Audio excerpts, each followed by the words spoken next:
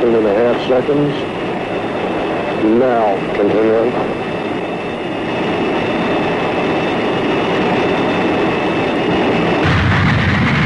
Yeah, but I'm still ready now. Brakes are hard here. Come up. 6 foot standing by box. Top control supervision. Job, Torbay. Have a work order to radio. Aircraft 116 on Baker 1. UHF and out. Roger. Work order radio 116. That's a good message. Launch checklist. I agree. Launch checklist, case 3-25, step 1, retarget missiles. Not required. Note. Noted. Launch enable switches. And we'll arm them all. You agree? I agree, sir. Arm left 2. Arm. 3. Arm. 4. Arm. Sunstar 03. You've got your fuel. Roger, ready for disconnect. Roger. We'll disconnect on my count of 3. 1, 2, 3.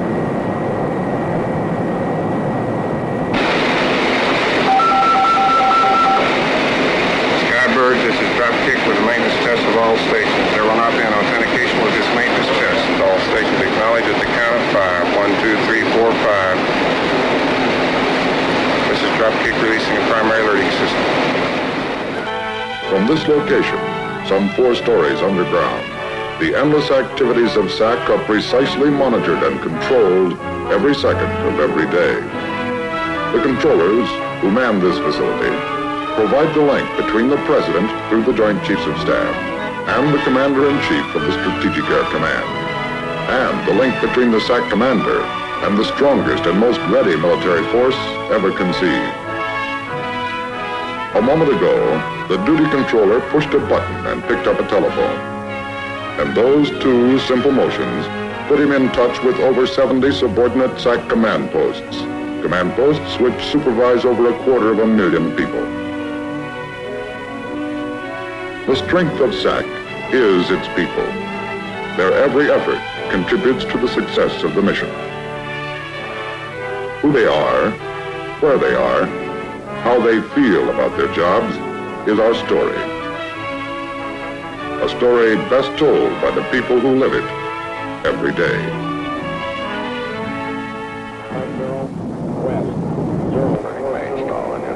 Pilot, this is Navigator. Coming up on EIP in 1 minute.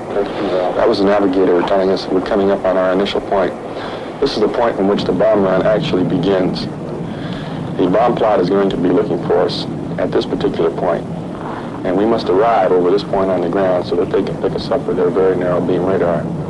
After we pass over the IP, or initial point, the bomb run effectively begins, and everybody in the whole crew, the radar navigator and the EW and the pilot, co-pilot, gunner, everybody's concerned this time with getting the bomb on the target. And when I say put the bomb on the target, I don't mean that it's an actual bomb. It's a simulated bomb. The Air Force, or SAC, stations these trains at about 3-month intervals at places around the country. Most of the places are isolated so that the targets would be difficult to find. And SAC sets up all their equipment to score the bombers as they come across this bomb plot. The bomb plot knows where we are, and when we release the weapon, plot us down on the ground with a big plotting board. For my crew, and for most of the crews in our wing, while we fly approximately 3 sorties a month, that's 3 missions a month that we fly. And on these missions, I'd say we've had maybe 5 or 6 bomb runs. And this is not only my crew, or the crews in this wing, but the crews in all the wings and squadrons in SAC.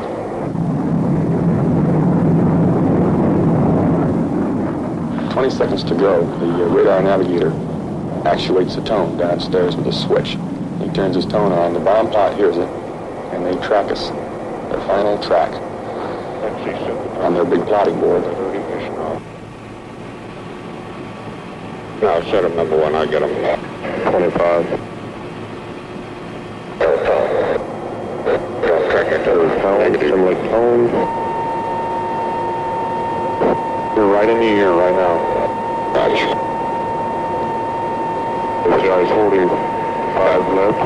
It's okay, bomb doors coming open. Roger, 2, 1. Bombs away. Frame number 0172, Gunner. 172. That's the first run. We have several more. We won't know how well we did until bomb flight computes and calls back to us our coded scores. Like everything else of this nature, it requires a great deal of practice. Practice to keep ourselves at peak efficiency in order to carry out SAC's mission of deterrence. That's deterrence not only for a nuclear war, but to keep a limited war from escalating into a nuclear war.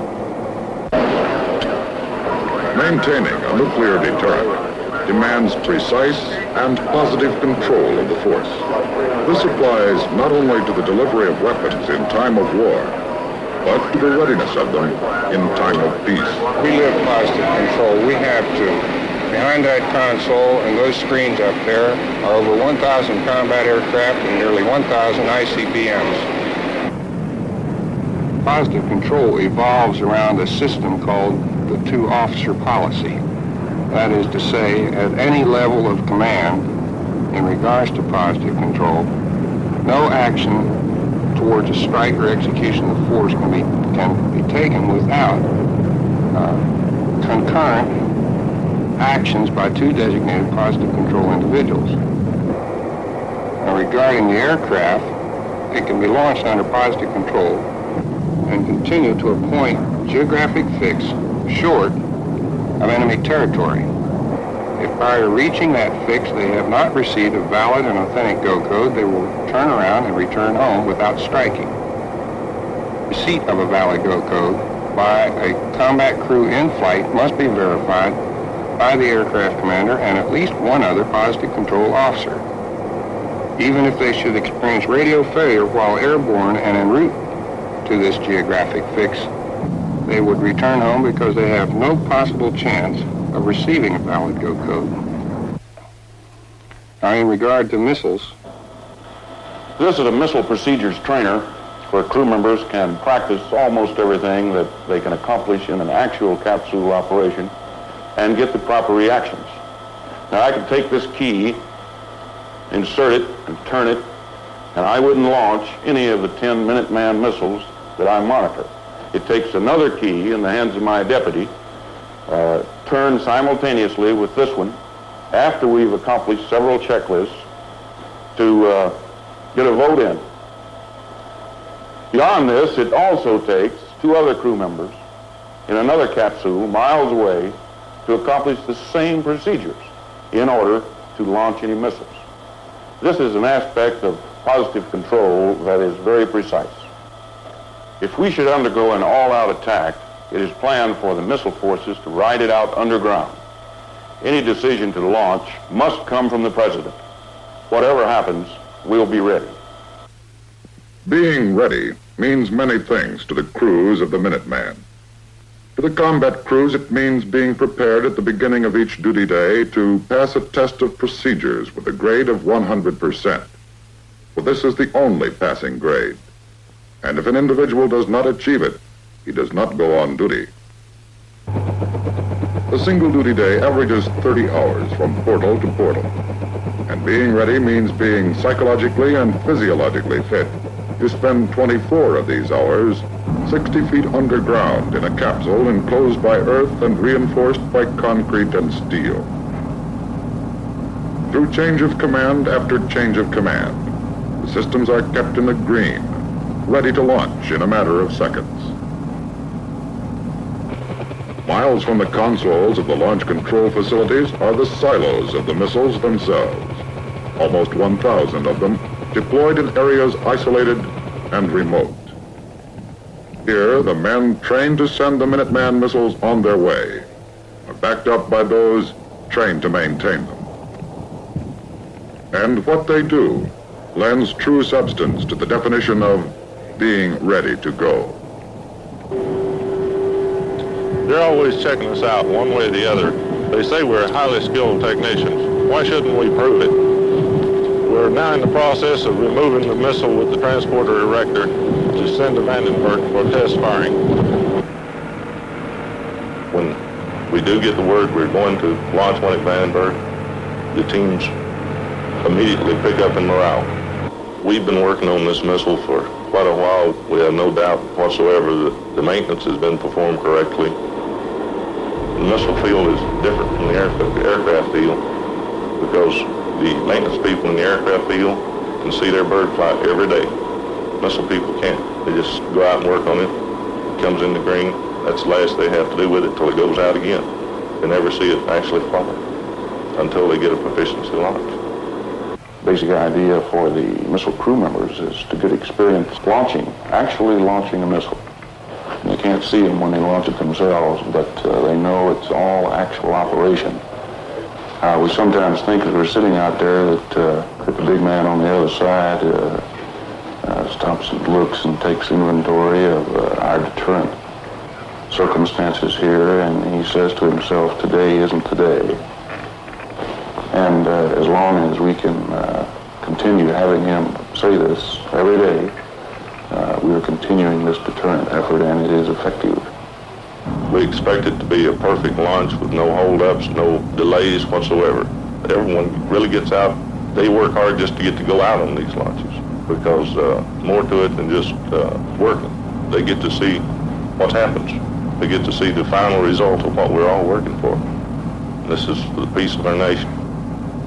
The order for the proficiency launch into the Air Force Western Test Range comes from the Commander-in-Chief of the Strategic Air Command through the Senior Controller on duty at the command post. And it comes without warning.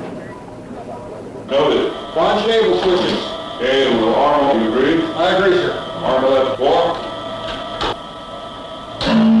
Launch enable switch is armed. Warp plan select switch. Required position. Launch key. Inserted.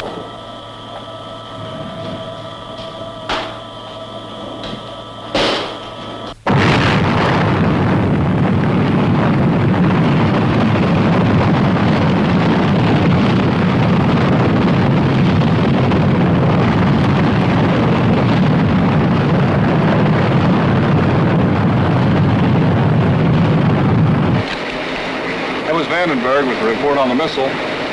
Looks good. We'll have a detailed report for evaluation of it later on. Very good, sir. From tests like this, SAC can judge the competence of its people.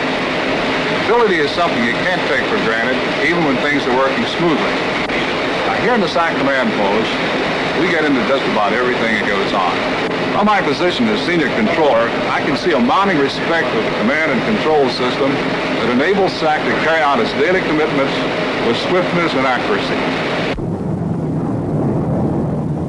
In the event that the SAC underground command post and alternate command posts were destroyed in an all-out conflict, an airborne command post would assume direction of the command's bomber missile force and execution of the command's emergency war orders under authority of the President.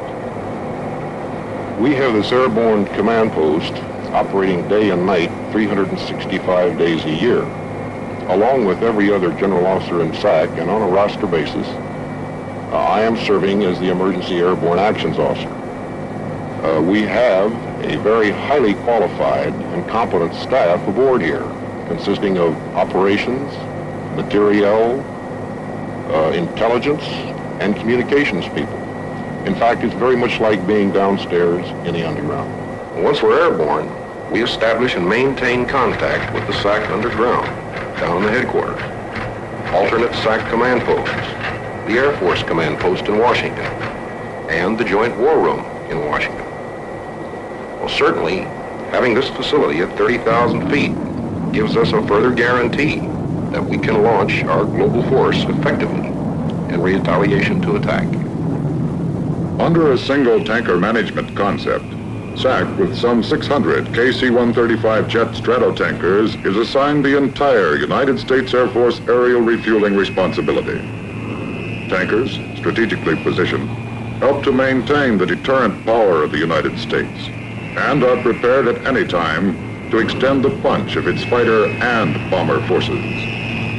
Global capability means getting our bombers to the target and back again. That's where refueling comes in. That's our business. That's what we're here for. air refueling could be a tricky business. Flying along at 500 knots, transferring up to 1,000 gallons per minute. As you can tell, this could be a bit tricky. But I feel like with our professional crews, our bomber pilots, our tanker crews, boomers, I feel like that we've taken the trick out of air refueling. When we're refueling, when you're flying up there, and of course you know what you're refueling, this is all been coordinated on the ground. You know, you're either refueling B-52 or B-58 or something like this. You know exactly what you're doing, the airspeed you're going to be flying at. And you know this man, when he's pulling back of you, has more than likely been doing this quite a while. Now, my first thoughts, when I look back there and start picking him out, you can start seeing him quite a way back from 6 to 8 miles.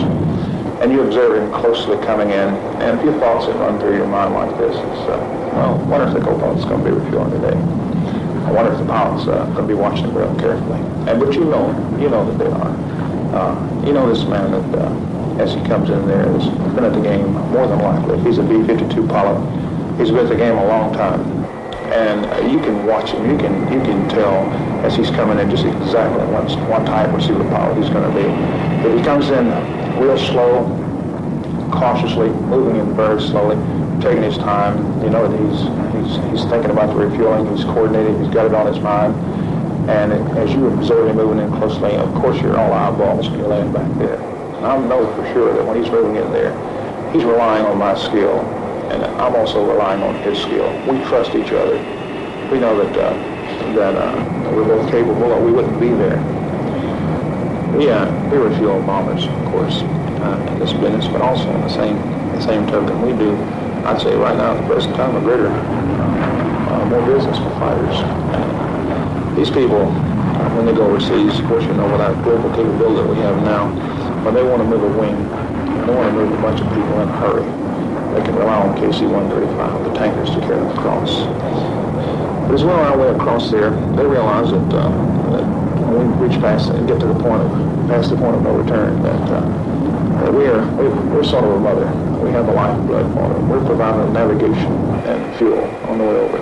I've had fighter pilots pull up in back of me and, well, we're glad to see you. And did they ever get here? They know that pipe, that big iron pipe coming out there, they know that means getting there. I'm not getting there. And when you get past the point of no return, you're going or coming. It's pretty nice to see all the mother hens out there.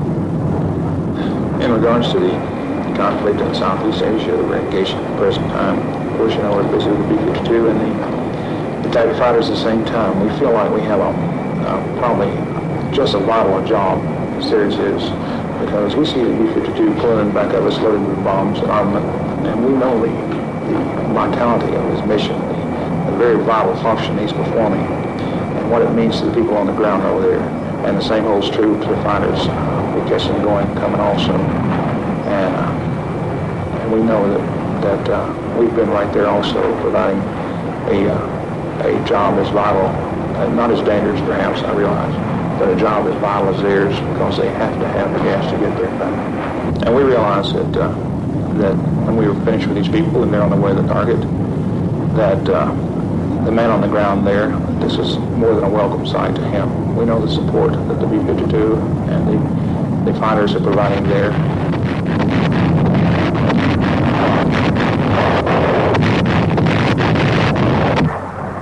When the man on the ground looks up and sees the airplane, that the man in the airplane is also very aware of the support that he's giving to the man on the ground.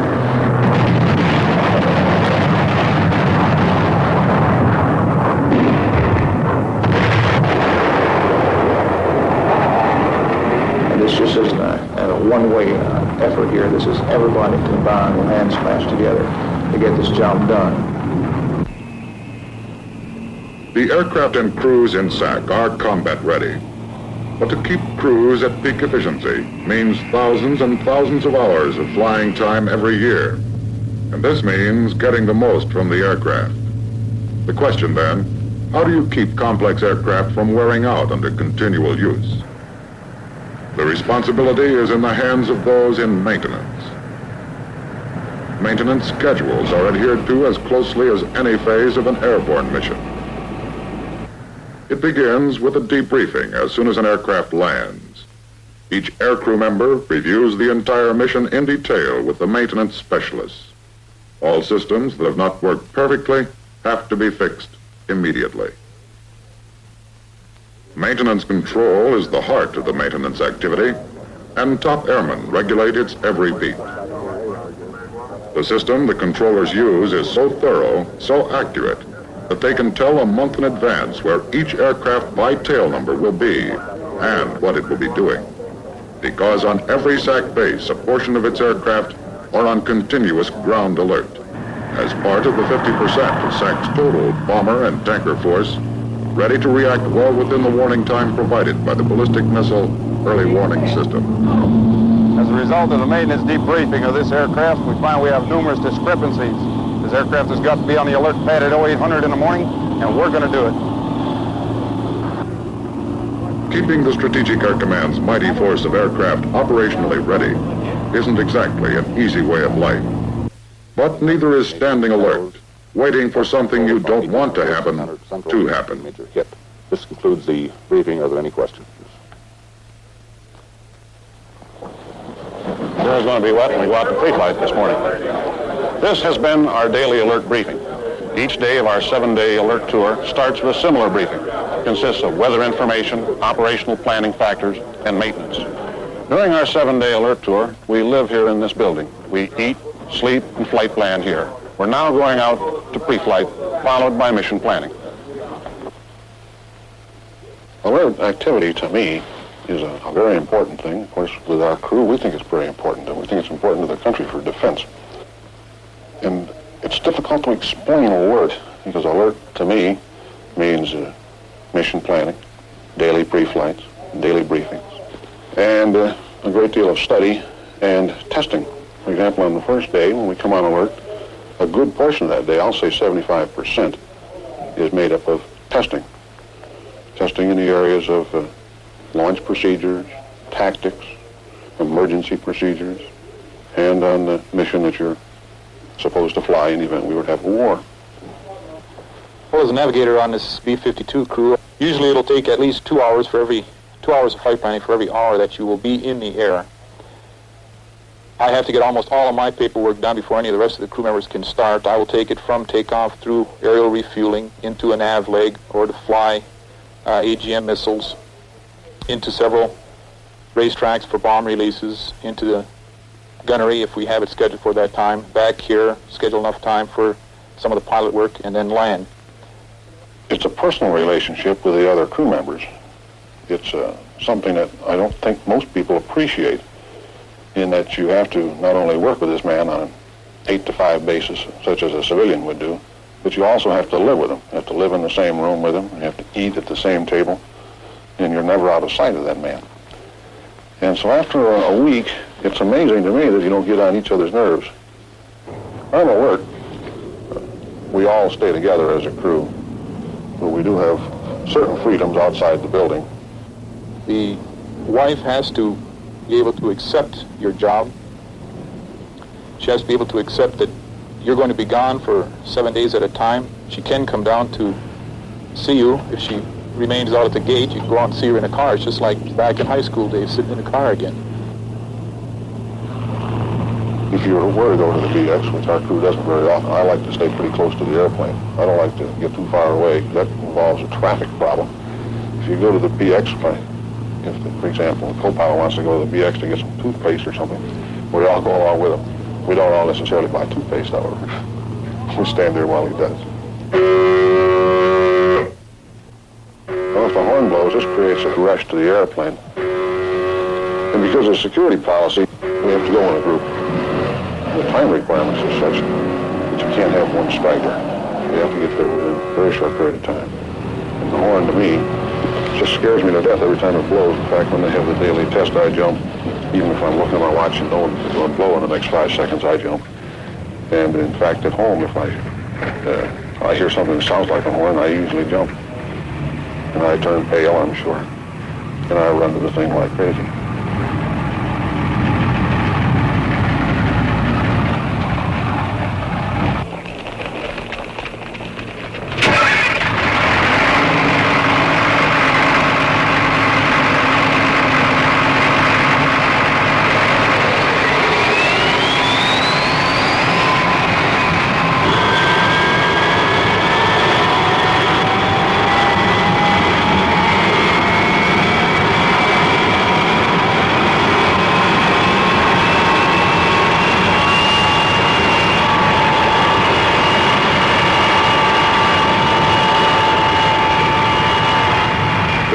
test exercise. The order comes as a complete surprise. Whatever the situation is, these men respond with all the concentration, seriousness, and confidence the occasion demands. Despite the fact that the men of SAC are specialists who work in an extraordinary environment and are trained to an extraordinary degree, they are not supermen. They are just as fallible as any judge, surgeon, or man in government anywhere. In a word, they're human, but with more than their share of dedication and responsibility. Beyond this, what more could one ask?